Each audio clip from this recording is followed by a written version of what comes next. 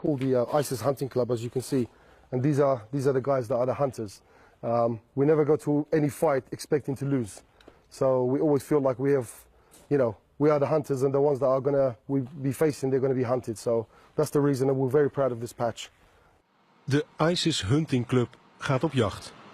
Het is 10 uur in de avond als de elitetroepen van de Koerdische Counter-Terrorism Group vanaf hun basis vertrekken naar het front voor een operatie tegen Islamitische Staat. We have an operation that's going to be happening in the next few hours. It's something very strategic for us, so we're going to try and cut off some lines and try and do a bit of damage to ISIS in some of their strongholds. Het konvooi houdt een tussenstop in Kirkuk, 30 kilometer voor het front. Hier pakken de commando's nog een paar uur rust voordat de aanval werkelijk begint. Er wordt wat gelummeld. Er wordt wat geslapen. De sfeer is ontspannen. Van enige angst of nervositeit is niets te merken.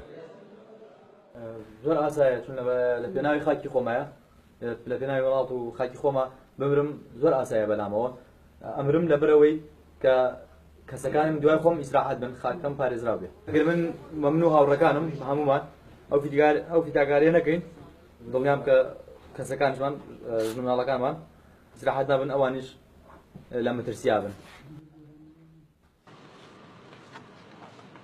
3 uur in de nacht. Om zo onzichtbaar mogelijk te zijn, worden de remlichten van de auto's afgedekt met modder. De rit naar het front gaat door een gebied waar nog veel IS-sympathisanten zijn. In de verte zien we de oranje gloed van de olievelden die dit gebied zo strategisch maken. Zo worden onder dekking van de nacht de versterkingen aangevoerd. De operatie zal bij het aanbreken van de dag beginnen.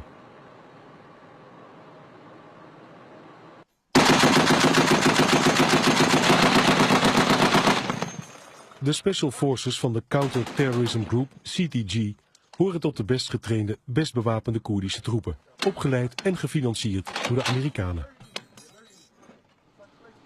Wij zijn de eerste die toestemming krijgen om te filmen op hun geheime basis bij de stad Sulaymaniyah.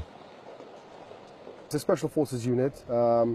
It's quite hidden away from the public eye, but I think in the last year and a half the public have seen a lot of action and a lot of results that the CTG has done because of all the open field fights that we've been heading, and we really are like the tip of the spear. So whenever there's something happening, we go in there, we will cut through the ISIS lines, and then the Peshmergas would come in after us.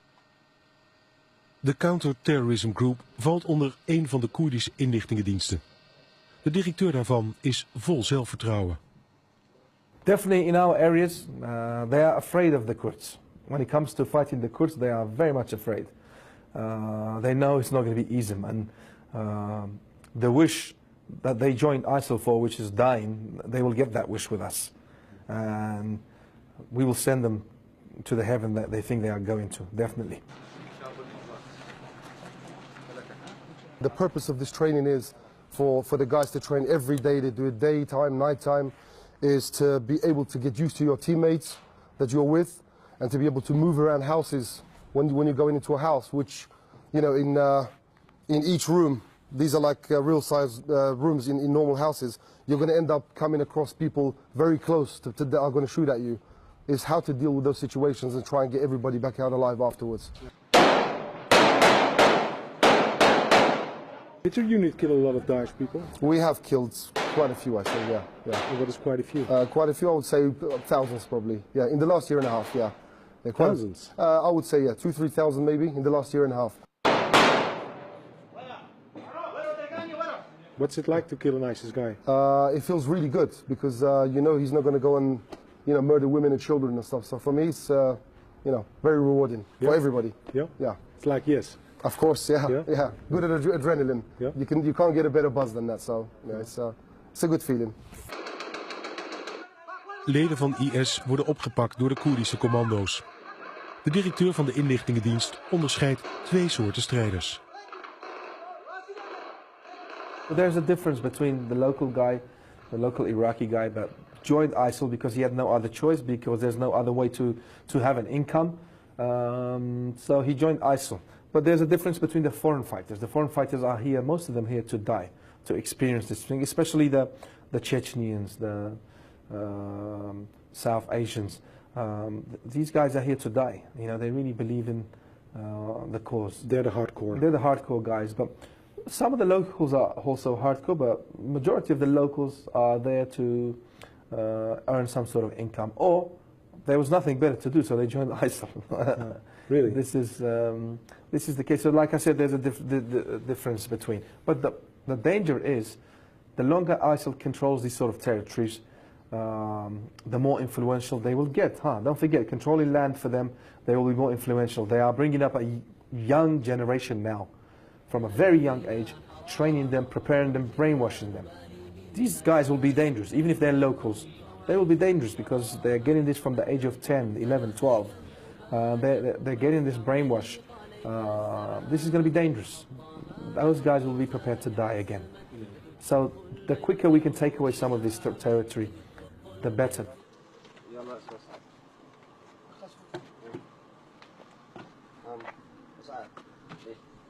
De informatie uit de verhoren van IS-gevangenen wordt gedeeld met de buitenlandse inlichtingendiensten. Waaronder de Nederlandse.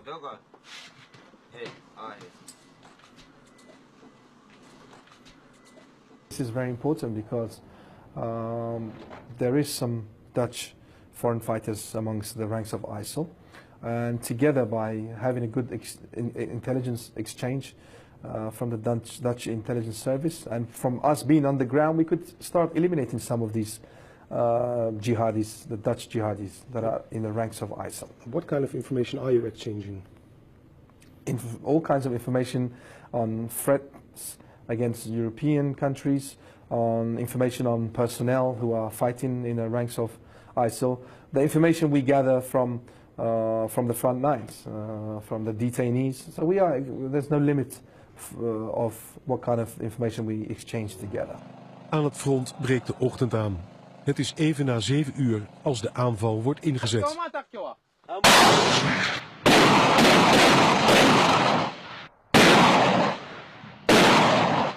Je zou het een harde wake-up call kunnen noemen voor de strijders van IS. Ze worden op dit moment onder vuur genomen door de mortieren daar vandaan, door de sluipschutters die daar zitten. De bedoeling van deze actie is niet om het dorpje een meter of 500 hier vandaan te heroveren, maar om een mentale tik uit te delen. Om aan de strijders van IS te laten weten dat ze op geen enkel moment nog veilig zijn.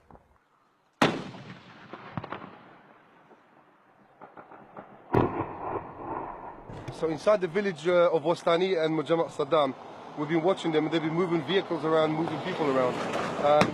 We have all the grids, so we're dropping mortars on top of the buildings that they're going into because they have tunnels that lead from one building to another. And we're waiting for them to see if we get any reaction.